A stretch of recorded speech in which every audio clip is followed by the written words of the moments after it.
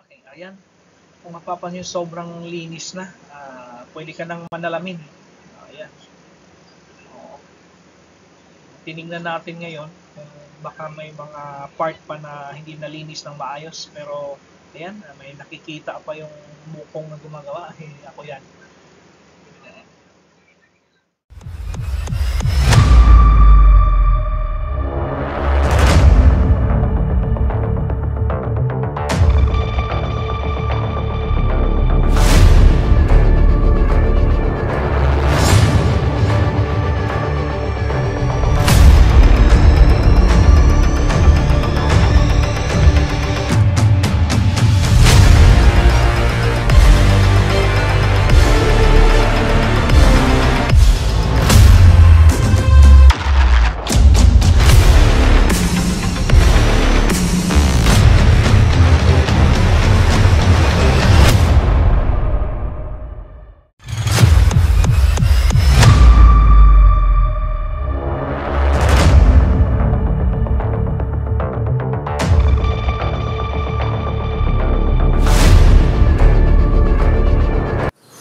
Ngayon mga kapugi, una nating linisin itong sa valve body mismo.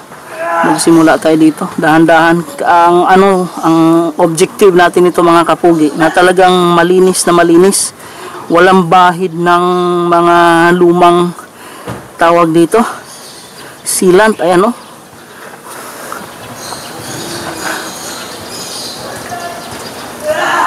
Kung nakikita niyo mga kapugi,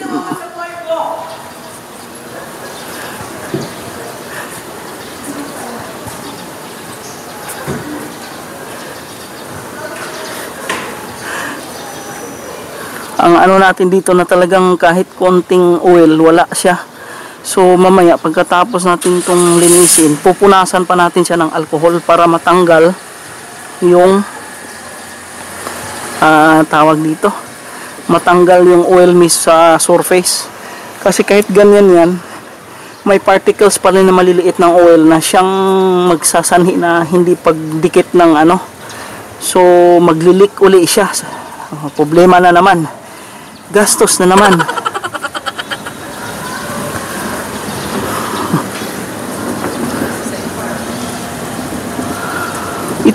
Sa ganito pa lang mga kapugi, iwangatan natin na matapunan ng dumi dito kasi didiretso yan sa loob ng makina.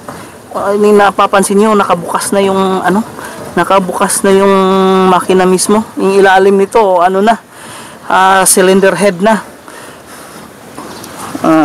Dito dumadaan yung engine oil. So yan, medyo so yung direction natin pag ganon, para hindi tayo may sequence yung ginagawa natin. Dapat lahat may sequence para hindi tayo magkalito-lito. So clockwise yung natin, pinili na direction sa paglinis.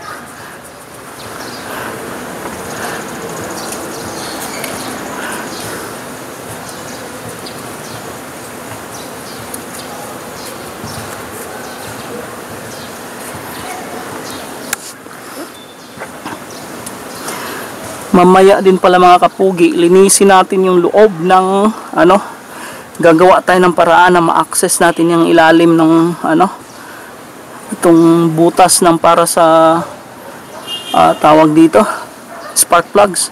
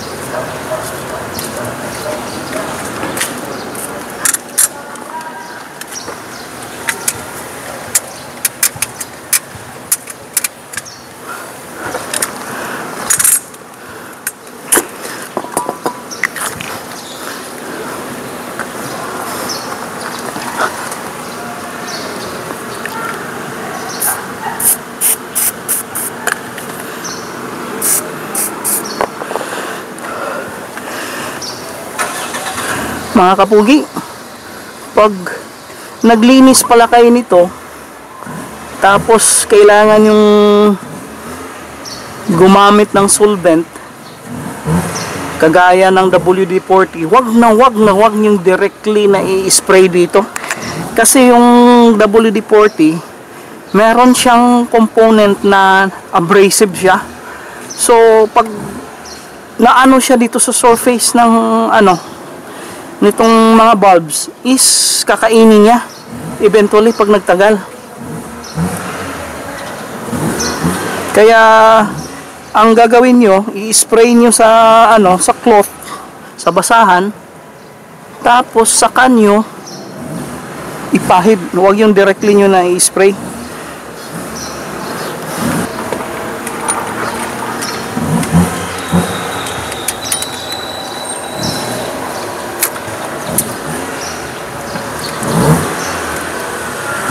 Yan.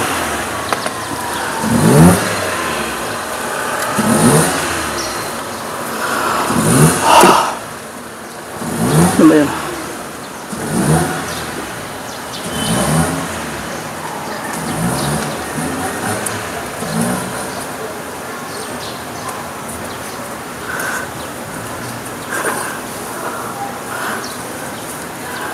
Ito mabusising paglilinis ng mga kapugi.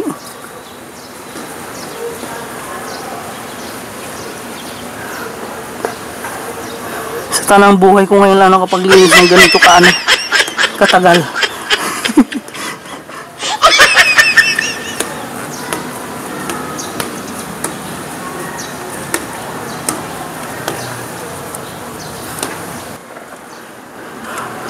Isa din pala mga kapugi, huwag kayong gumamit ng liha o yung abrasive na na makakagasgas ng surface nito, kasi yan yung pagmumula ng leak. Dapat lang kagaya nito, ng cutter, dahan-dahan na para hindi siya magasgas.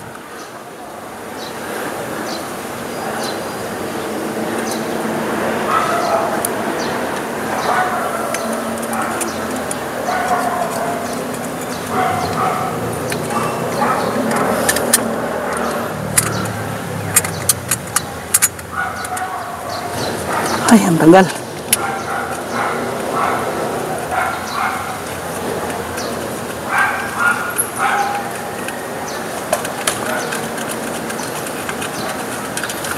Yan.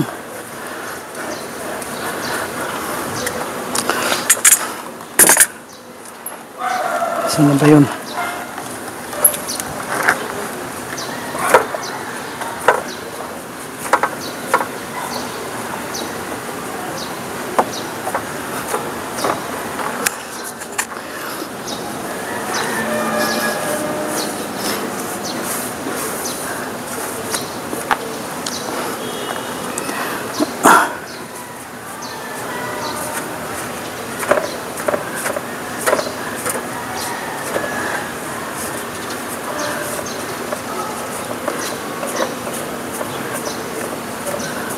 Itong part na to, dito yung leak ng palabas at saka dito.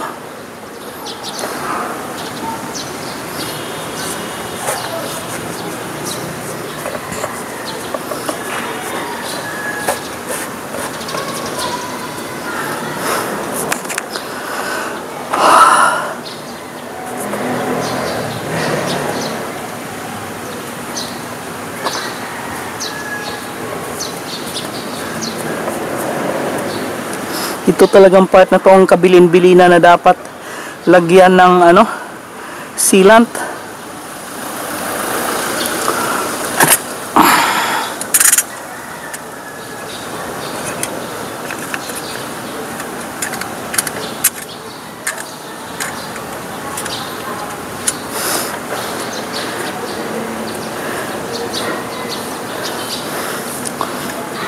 Okay.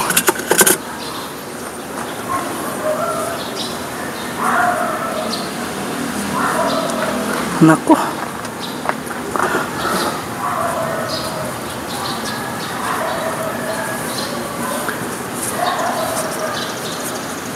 Itong part na to delikado kasi may malapit na nag-ano ng oil.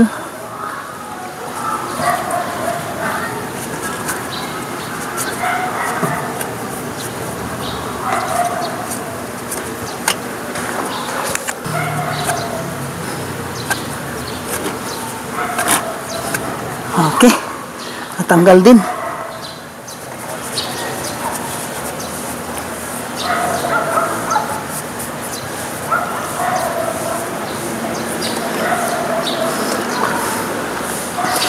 Check nyo din mga kapugi kung baka sakaling may gas-gas, pero imposible meron kasi sa ilalim lang to. Pero ganoon pa rin, tingnan nyo yung condition ng surface, baka may problema. Ayan, malapit na tayo sa katotohanan mga kapugi.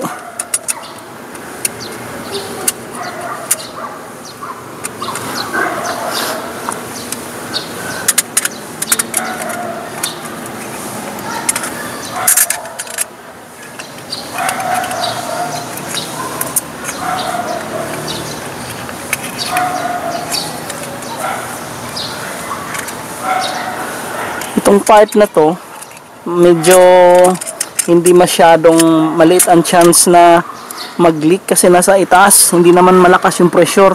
Dito sa baba ang medyo maselan.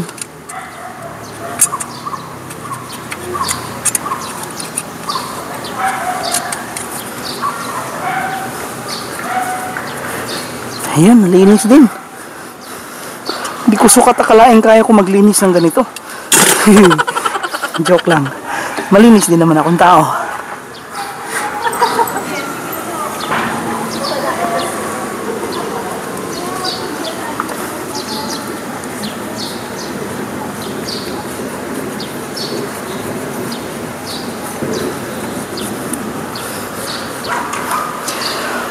Okay.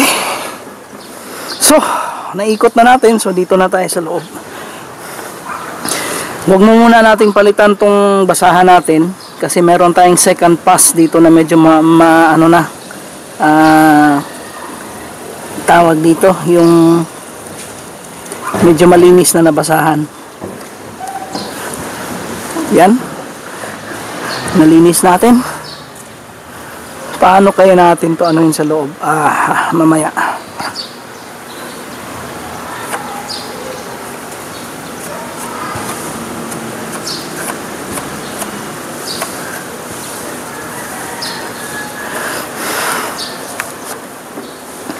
Mamaya mga kapugi, ang susunod natin is alcohol. Hindi isang pass pa ng basahan na bago. Tapos basahan na may alcohol na. Para talagang walang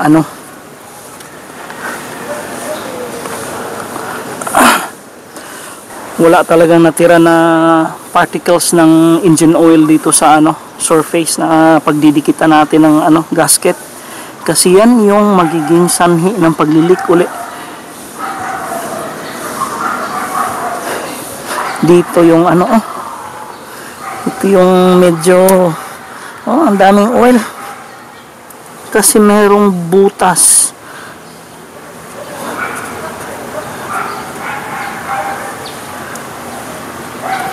Teka nga, kuha tayong tissue para i-absorb.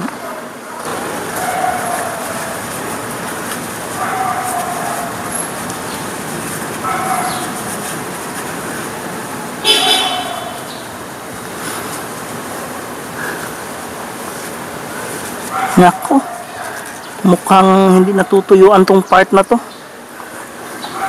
Ingat tayo dito ng area.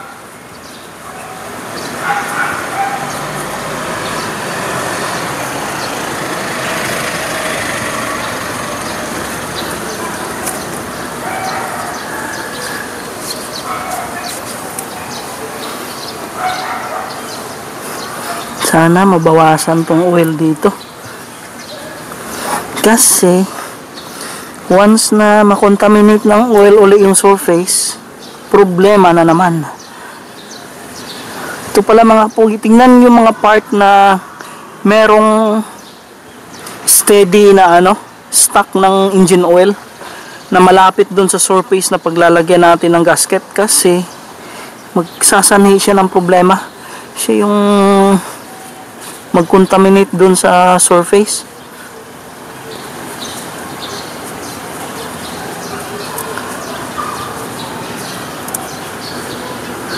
Okay.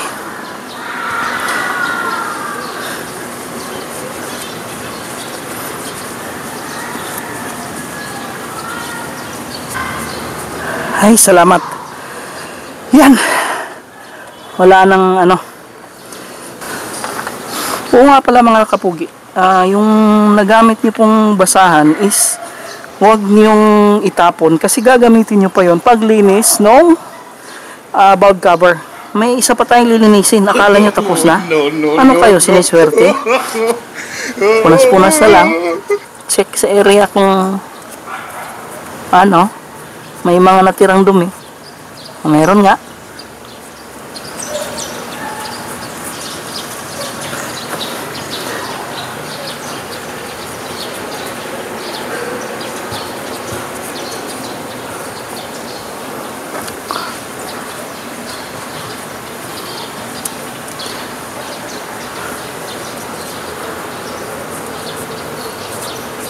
Mamaya pala, linisin na rin natin si PCB para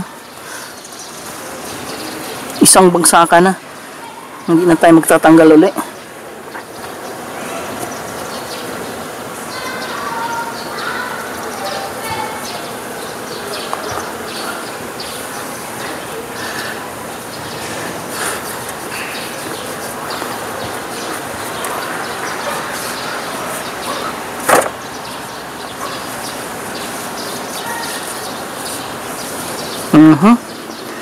Grabe. Talagang kunti na lang natira sa pasensya ko dito.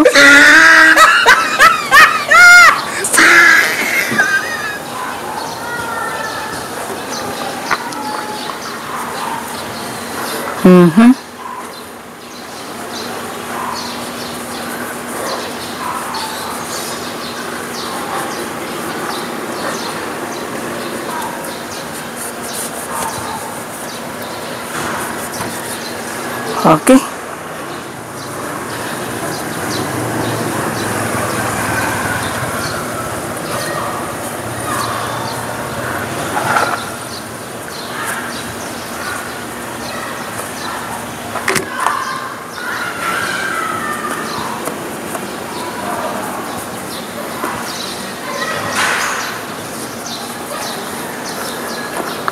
Okay.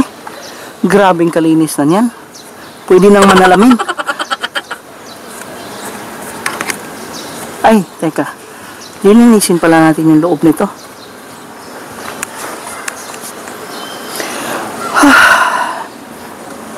So ngayon mga kapugi, subukan nating tusukin ng mahabang pasensya. No.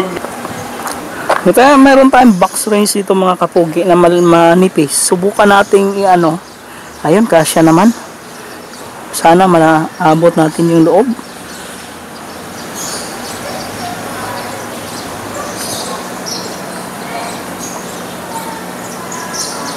Yan, oh, tingnan niyo mga kapugi yung ilalim.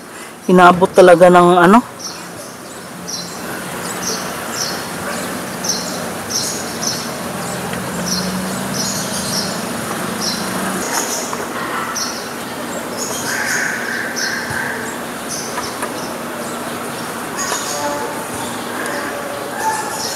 Yun. Ewan ko kung nakikita nyo. Mamaya i-ano ko. Teka. Ngayon, pagpatuloy natin paglilinis sa loob ng ano, spark plug well. Binyagan na lang natin to ng spark plug well kasi para naman siya talagang balon. Ay, meron pang dumi. Ano yun natin uli? Tusukin natin uli. Sana all tinutusok. No. Okay. Isa pa.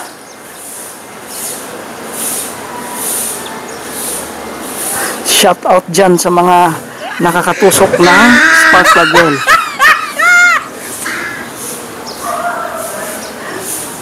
Okay. Next is ito. Ito wala naman to masyado.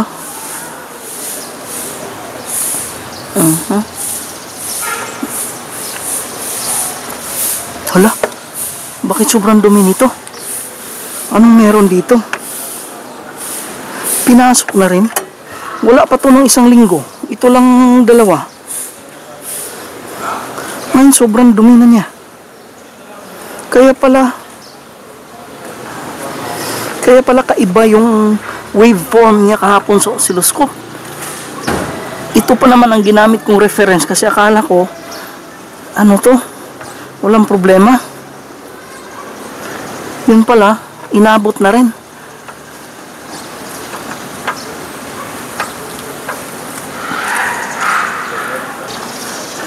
Ngayon, punasan natin ng alcohol. Ganun pa rin yung gagawin natin mga kapugi. I-spray muna natin dito sa basahan ang alcohol. Tapos saka natin ipunas. Paano ba to? Ayan. Simula ulit tayo dito.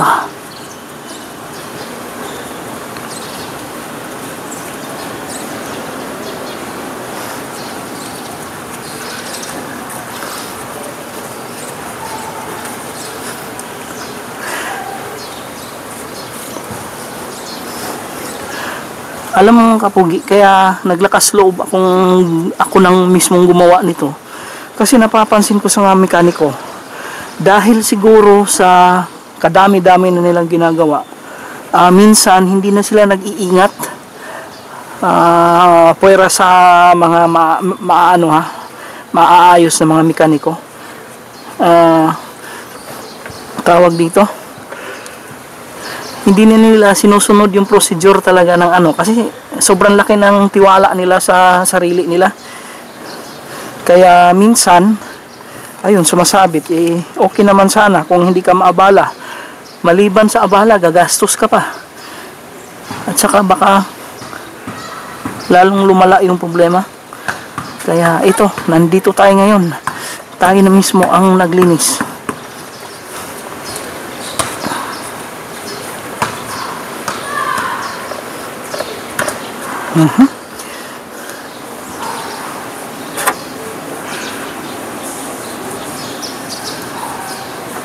Malamang wala nang mikrobyo ditong natin.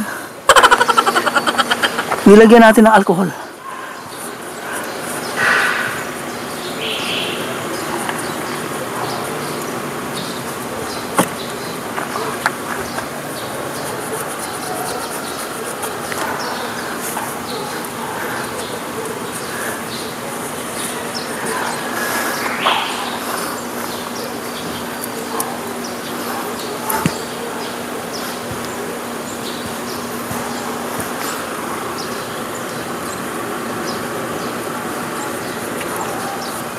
Yan, tuyong-tuyo na.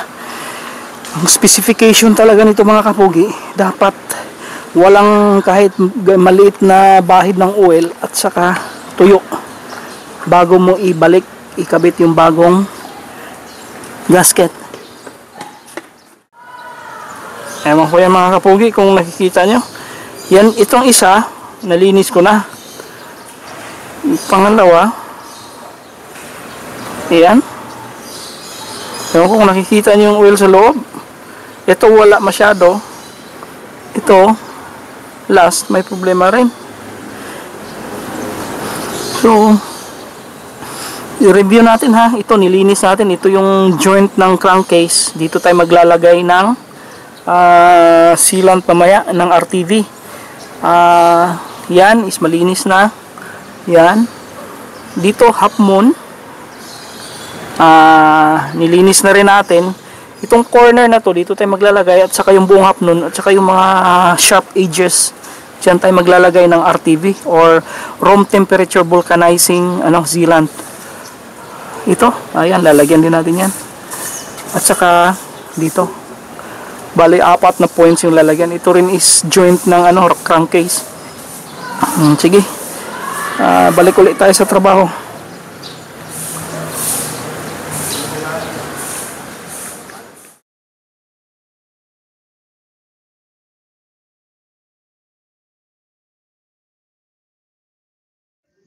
Mga kapugi, gagawin natin ngayon mag-audio overlay tayo kasi marumi masyado yung sound sa actual.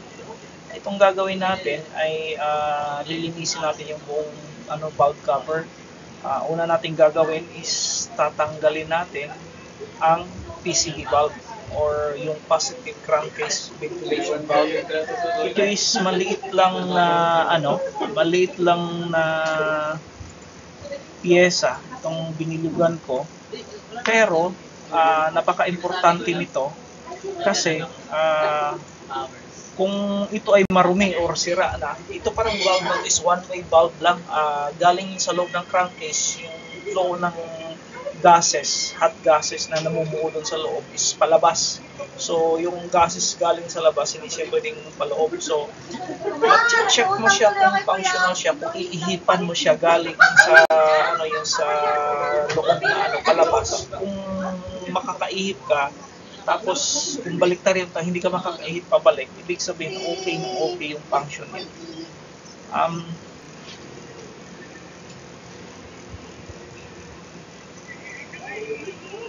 Ay, katagal pa. Ayan mga kapugi, pakaliit lang yan na mga kapugi. Para siyang, para may butterfly valve sa loob niya. Normally closed, tapos pag may kahit konting pressure, pwedeng lalabas yung yan. Ngayon, lilinisin natin siya gamit ang isang solvent. Actually, gasolina yung ginamit mga kapugi. Nakalimutan ko kasi dalhin yung carb cleaner ko. Supposedly carb cleaner ang pinakamagandang panglinis nito.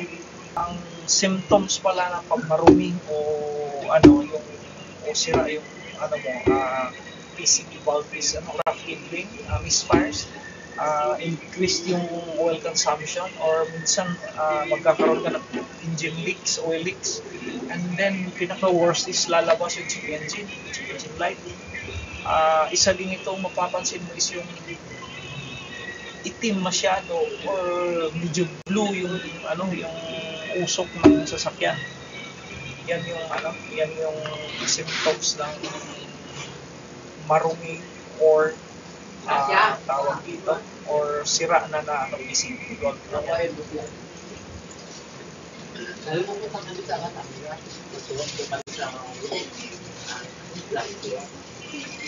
Ayan mga kapugi, nililinis natin yung pagkatapos natin anuhin ng gasolina, inano din natin ng WD-40. Pero ingat sa paggamit ng WD-40 mga kapugi, lalo na sa mga moving parts kasi meron siyang abrasive compound na pag hindi mo siya natanggal ng maayos, magiging sanhi siya na magasgas yung pyesa mo na yung mga moving parts. So pagkalinis mo gamit siya, dapat tanggalin. Ayan, inano uli natin ng gasolina. Kasi magiging sanhi pa ng leak just in case na nagiging lang tayo, nasa safe side lang tayo. Ayan, ilinis natin ng maigi. Yan inihipan natin, kaso nga lang hindi nakita. Na-check natin na maayos naman siya.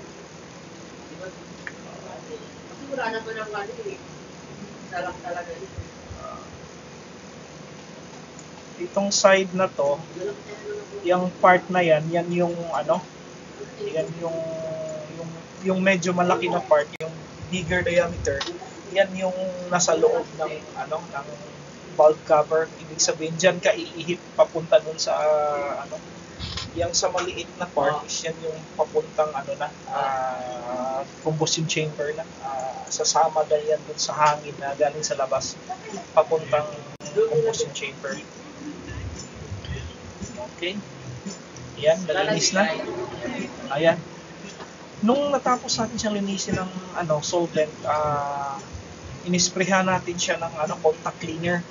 Kasi yung contact cleaner is high in alcohol, natutuyo siya kaagad, nag-evaporate siya. So, supposedly kasi carb cleaner ang mas maganda. Kaso nga, nabanggit ko kanina na hindi ko nadala. Sunday kasi ito mga kapugi. Kaya walang mabilhan. Nasa malapit. Kailangan mo pang lumayo. Okay. Ngayon, ang sunod natin gawin is yung sobrang dumi na cap, engine oil sa takip ng engine oil cap, takip ng cap. Nilinis na rin natin kasi pagkakataon ng malinis siya. So lahat ng parte ng ng valve cover is lilinisin natin ngayon.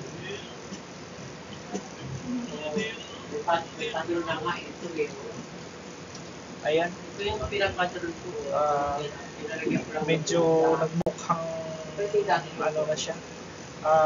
Engine oil cap na talaga. Ayan. Medyo putik pa yung pamunas natin para malinis talaga. Ayan.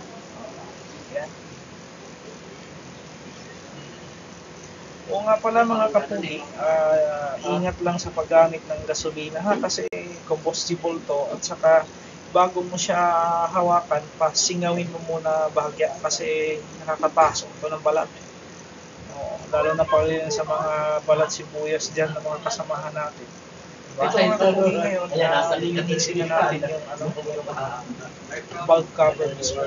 Sobrang dumi kasi nga may leak siya dito sa sa part na ito. Itong part na to, dyan yung banda na may leak, kaya sobrang dumi yung part na yan, so kailangan natin linisin. Ayan. Tingnan natin kung ito sa mga bihasa na ng mga mekaniko. Ito yung binalik nung nagtatay sa chicken lang to sa kanila. Diba, pansit lang. Walang kwenta to na trabaho sa kanila. Pero para sa atin, mga DIY lang, malaking bagay ito na matutunan natin. Kasi hindi naman talaga tayo mekaniko. Kasi iniiwasan natin na pagiging mekaniko is, ito mekaniko mismo nagsabi sa akin na pag mekaniko daw, sigurado marumi ang, alam mo na, yung hinahawakan pag umiihi tayo. Kasi nga, pag mekaniko, tapos nag-iihi ka na, ang hirap na maghugas ka pa ng kamay. So, matik talaga yan. Na pag mekaniko, marumi ang, ting-ting, ayun. Trivia yung mga kapatid. Matik yan, matik. Ayan, nilinis natin siya ngayon.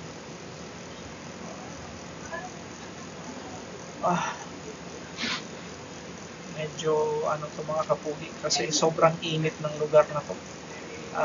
Yung pwesto, yung parking ko kasi is akala ko yung pagsikat ng araw is natatakpan siya ng building. Yun pala, nasa gilid dumaan yung araw. Talagang simula nung natin to, simula natin ng mga alas 7 ng umaga, natapos tayo mga 10:30. Talagang bilad araw talaga yung nangyari sa atin. Di bale, maiparating lang natin tong video sa inyo. Sapat na. Sabihin. Ayan. Medyo malapit na tayo sa katotohanan.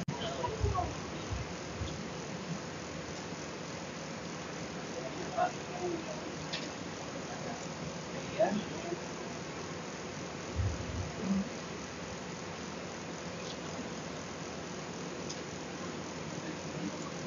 Hirap maglinis.